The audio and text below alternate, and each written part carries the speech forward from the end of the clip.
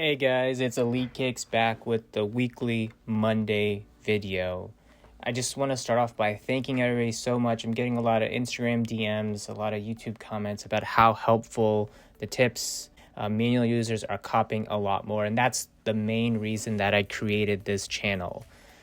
I also want to let everybody know that my videos drop Monday at 5 p.m. That's my scheduled time. Occasionally, I'll drop an additional video during the week when there's something additional happening, or there's just something, there's a hype sneaker happening. I did it with the Patent Bread 1s.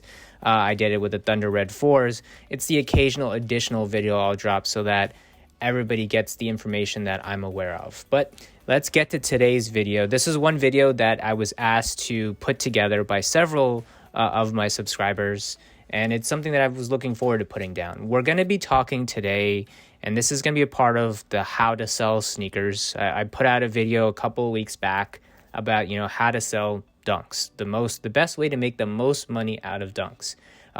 In this particular video, guys, we're going to be talking about how to sell Yeezys, because the Yeezy market hasn't been good. It just simply hasn't been good. So if it is a shoe that you're out there regularly purchasing, this is definitely going to be the video for you. And if you're just new to the sneaker game and you want to get into selling Yeezys, this is also the video for you as well too.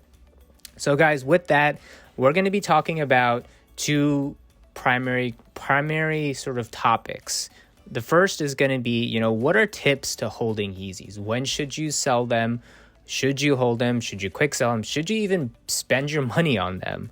And then we're going to follow that up with, is it even worth your time to hold Yeezys anymore, given what the Yeezy market looks like?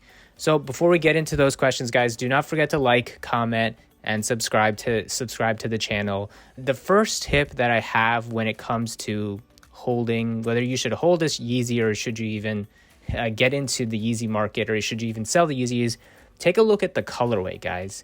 The colorway is very important. The darker Yeezys generally tend to do better in the long run, okay? And that's the key point here, is that you could get a dark color Yeezy, and in the long run, it will probably perform well. But in the short term, it's going to take a lot of time based off of how the Yeezy market is going. So for example, the MX Rocks, the 350 MX Rocks that came out, I think about a month and a half or so ago, whenever it was. Right now, the size 10 is going for around like 260 or so, and that's not good at all. But probably in the next year and a half, we'll see an increase in that price.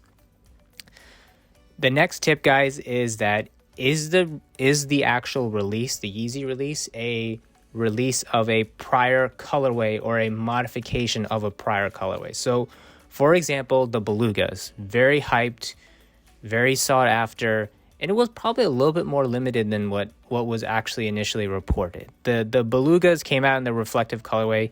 That is going to be a solid hold if you hold it for a year. Okay, let me repeat that. It's a solid hold if you hold it for a year. If you're planning to just hold it for a couple of months, it doesn't do you any good. So guys, just to recap those tips, take a look at the colorway. The darker colorways do better. Ask yourself, is it a prior release of a prior colorway? Those tend to do better as well. The blue tints will probably do well in the long run, not so much in the short run, but in the long run. And then 3, guys, is understand the hype behind a particular Yeezy release. The higher the hype, the more likely it is that further down the road that hype is going to come back, okay? And finally, guys, what size to get? And this is a critical question, because in the past, the best sizes for Yeezys was always the smaller sizes, the 5.5s, the 6s, the 6.5s. Over the past year or so, we've actually seen a shift in that. The sizes that actually perform well in the long run are actually the bigger sizes. So you want to focus on the 10, the 10.5s, the 11, the 12s, if you can get your hands on those sizes. I want to mention 2 other tips to keep in mind. First and foremost, Yeezys always restock. And this is what happens. The price will go up. They get restocked. The price will go down. Okay, keep that in mind if you do decide to invest in Yeezys, which I always consider. I don't consider it a solid investment, but I think you have to understand the colorway and if it's a re-release of a prior shoe or not. The other thing to keep in mind, foam runners and slides, they always make you money, okay? They always make you money, guys. All right, keep that in mind. I just want to briefly recap those tips, guys.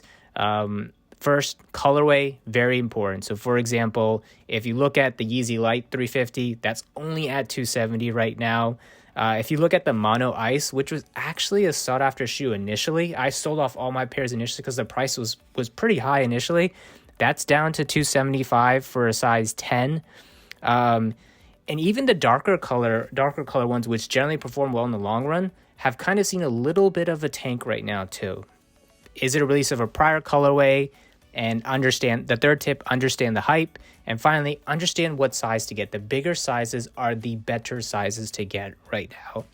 So guys, this translates to the second topic that I wanted to talk about, is that, is it even worth your time to sell Yeezys anymore?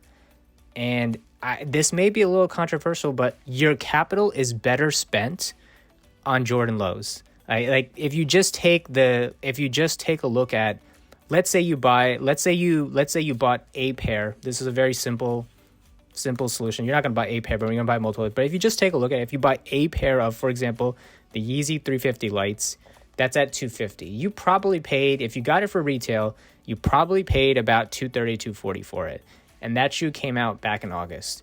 Versus if you even got a pair of the Jordan 1 green toe or the bread toe, you're already going to make $50, $60, okay? You're already going to make more money, and you could get two pairs of the green toes when you could only get one pair of the Yeezys. So you can already double your income right there. So, is it even worth your time, guys? If you're trying to, grow your capital, no, of course not. The only caveat I would say is I do have one or two Yeezys just because I like to diversify what I am holding, because I know if I know I have a Beluga reflective, and I know I'm going to hold that in the long run. I know I'm going to hold it a year plus, maybe even a year and a half or 2 years, and then I'll take a look at the price. So to fully answer the question, is it even worth your time? If you're looking at short-term investments, quick sells, no. Even if it's a year under, it's not worth your time.